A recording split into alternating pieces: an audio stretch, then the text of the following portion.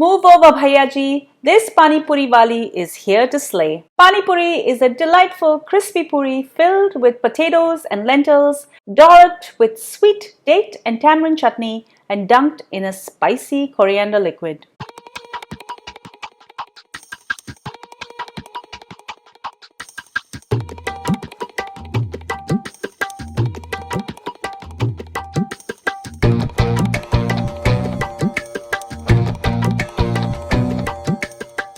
Hi everyone, welcome back to Cravings Food Adventures. I'm Karen Ahmed.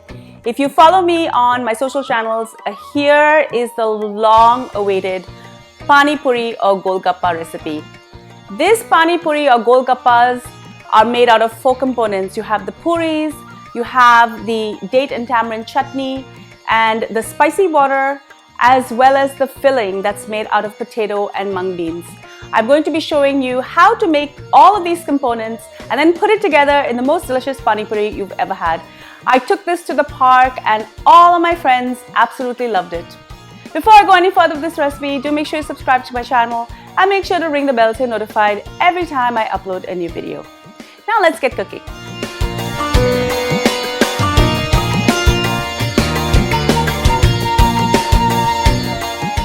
Let's start with the tamarind and date chutney. To make this tamarind and date chutney, you will need 9 ounces, that's approximately 250 grams of pitted dates. I'm using these beautiful medjool dates, but you can use any kind of dates you have on hand. I've chopped the dates into small chunks. This is a great recipe to use old dates that may be too dry to eat, as they will get nice and soft in this chutney.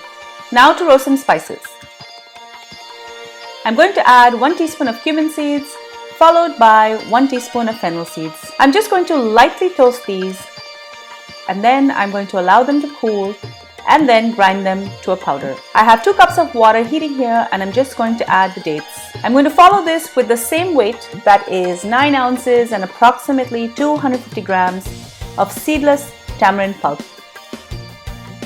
For many chaat recipes, plain tamarind chutney is used, but the addition of dates make it extra special, and it also has a better texture. I'm going to break up the lumps using my spoon.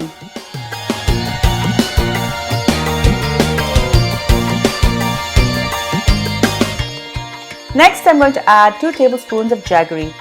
I'm using a dark palm jaggery. This is basically just an unrefined sugar. You can use any type of jaggery, palm sugar, or you could even use regular sugar.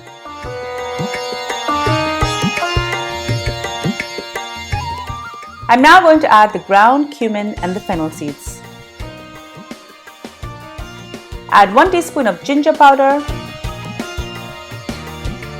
1 teaspoon of red chili powder, and 1 teaspoon of black salt. You can also substitute regular salt in a pinch. I'm now going to mix this really well, and then I'm just going to allow it to cook covered for 20 to 30 minutes, stirring frequently.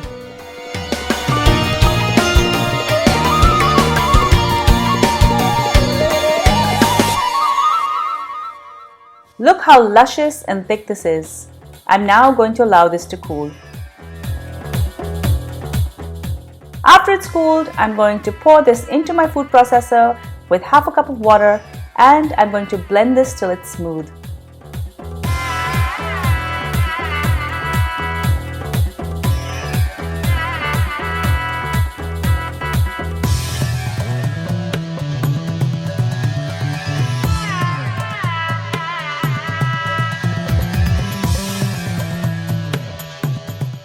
For best results, to get a nice smooth feel to the chutney, you will need to strain it.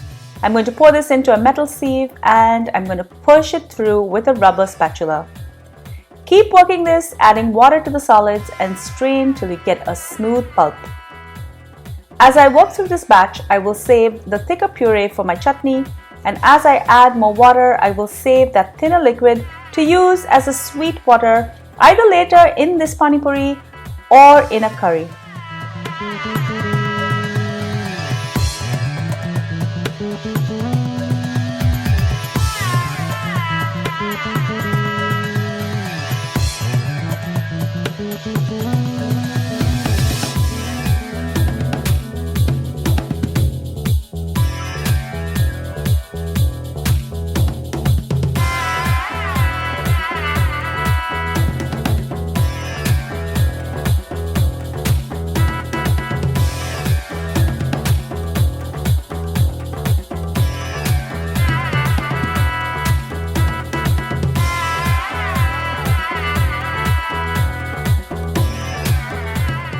I won't let anything go to waste.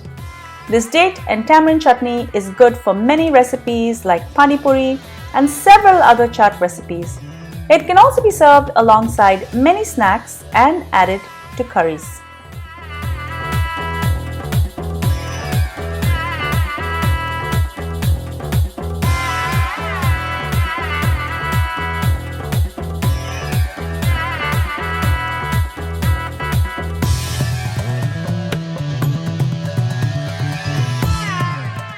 With the date and tamarind chutney locked and loaded, I'm going to work on the coriander water or the tikka pani. In my food processor, I'm going to add the juice of a lime. It can't be a tikka or spicy water without fresh green chilies. I chopped 2 large chilies. This is approximately 2 tablespoons and I'm going to add it in. I'm also going to add fresh ginger slices. This is roughly 2 tablespoons of fresh ginger. I have already peeled these and they've been thinly sliced. Now for the coriander. I have a large bunch of coriander here. This is roughly 4 cups. This has been washed and cut into smaller pieces and I like to use both the stems and the leaves. I'm going to add 1 teaspoon of black salt, 1 teaspoon of chili powder, 1 teaspoon of cumin powder, 1 teaspoon of crushed black peppercorns and 1 teaspoon of chaat masala. I'm going to add about a cup of water to start and I'm going to process this. Taste for salt and I'm also going to add some more water. I'm now going to strain it. Add the solids back into the food processor, add more water and process again. I'm going to strain this again. The solids that are left behind can be used in curries later. Some people like to add mint as well when the coriander is ground, but mint can tend to discolor the liquid. So instead, I will add a whole sprig of mint so it can infuse and leave a subtle flavor instead of an overpowering one. This will go into my fridge to cool till I'm ready to use it. Now for the filling. I'm going to add medium potatoes to boiling water and I'm going to allow these to cook for about 20 minutes till they're cooked. Check for doneness by inserting a knife into the center of the potato and remove it and cool it once it's ready. This is now cool and I've coarsely mashed it and I'm going to add 1 cup of sprouted green mung beans and some salt to taste. I'm also going to add 1 teaspoon of chaat masala. The mung beans were sprouted in my instant pot for quick use. I will leave the link to that process at the end of this video as well as in the description. This is a typical filling that you can see in Mumbai, but the filling can vary across the states. Some like to use chickpeas, regular or black, and some fillings contain potato only. I'm just going to break any larger pieces of potato with my hands as I want to be able to easily stuff the puris later.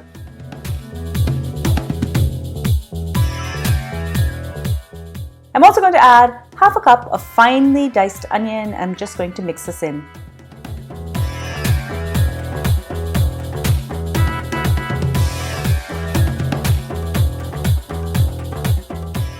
Finally, I'm going to make the puris.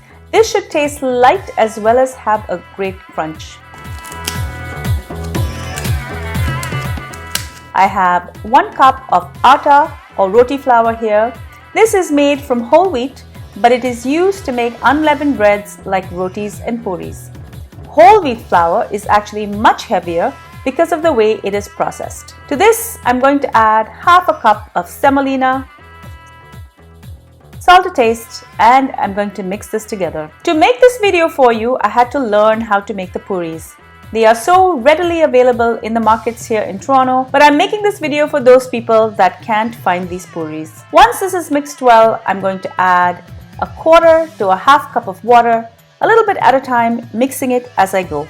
I've tried several recipes and I've made this 10 different times before I was ready to shoot this video. Pay close attention to the tips and tricks as it can be quite finicky.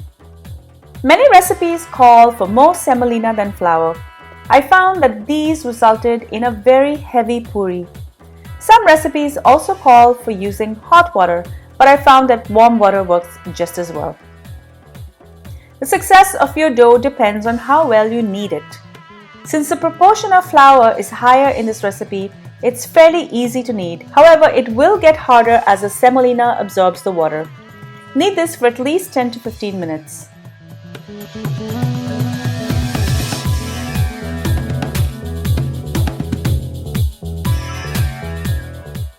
I will often switch arms while doing this.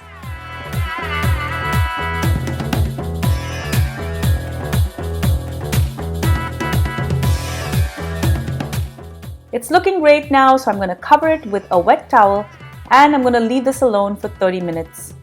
Allowing enough time for the dough to rest is also very important.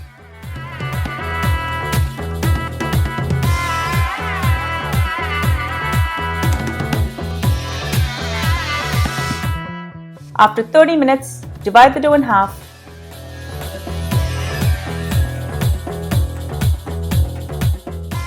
And if you poke the dough, it should bounce right back. Oil your surface and your dough and start to roll.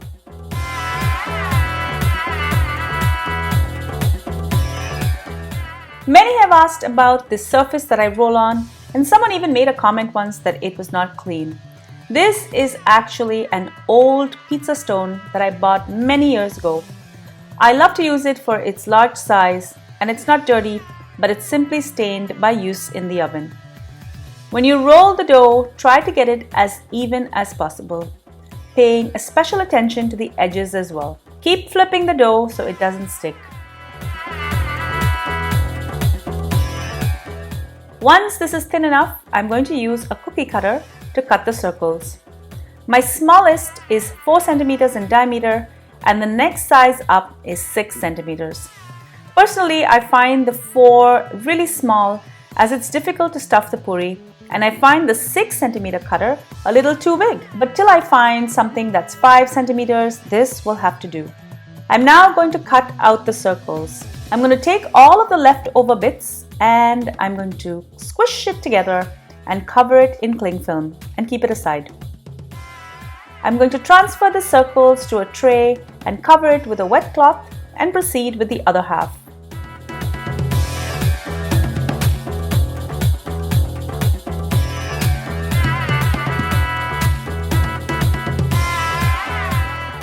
These leftovers will also be rolled and you should get at least 8 puris out of all the scraps. The tip here is that your oil needs to be hot. The right temperature will convert the moisture into steam, puffing the puri as it hits the oil.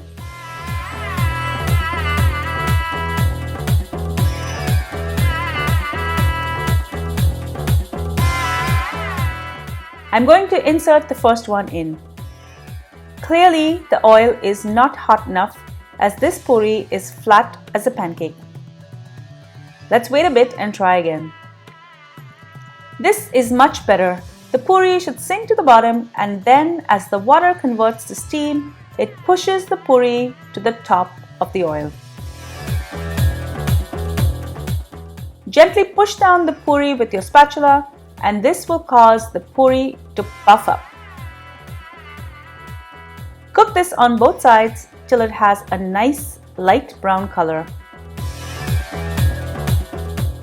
Once the puris have color on both sides, I'm just going to remove them on some kitchen towel.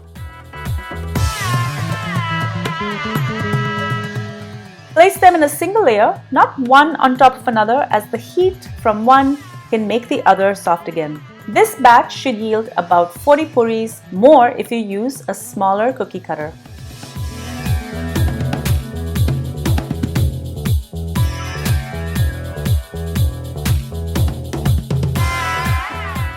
Once they're all fried, just allow them to completely cool down. And you think we're done? No, these are now going to be fried for a second time. Like everything else, double frying it will make it super crispy. Make sure that the oil is nice and hot again and insert the cooked puris so they can crisp up. Remove these and drain them again.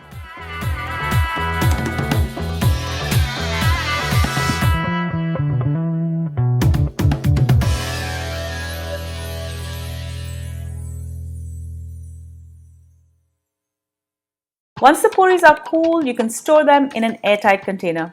I like to use this oversized tin, and this is what it should sound like. I've discarded the minced stock and I'm going to pour the pani into a large bowl.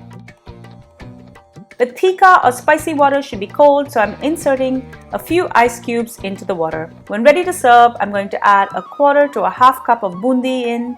This is a crispy snack made by dropping gram flour into hot oil, and it's available in all Indian stores or where Indian snacks are sold.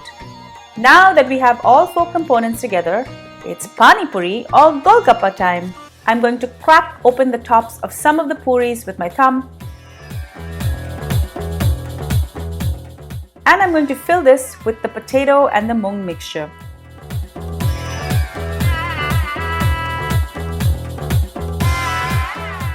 I like to add some of that sweet tamarind and date chutney.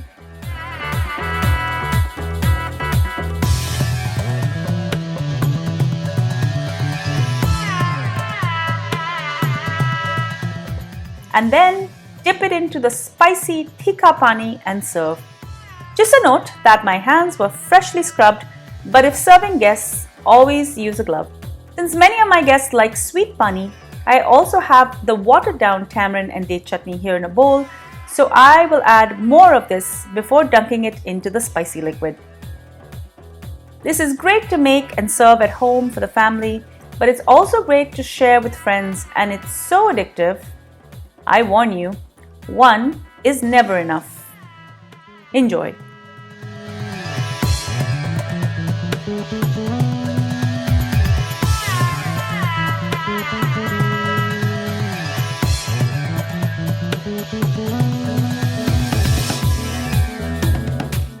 Thank you so much for joining me on Cravings for Adventures. Whether you call this Pani Puri Golgappa Puchka, it is an absolute treat to your senses. You're going to love this recipe, and all of your family and friends are going to love it as well. If you love this recipe though, do share it with your family and friends so they can enjoy it as well. Make sure that you're subscribed and that you've rung the bell so you're notified every time I upload a new video. Also give this video a thumbs up and leave me a comment below. I love hearing from you. And follow me behind the scenes on all of my social channels. I'm on Facebook, Instagram, Pinterest and Twitter. Until I see you next time, do take care. Bye.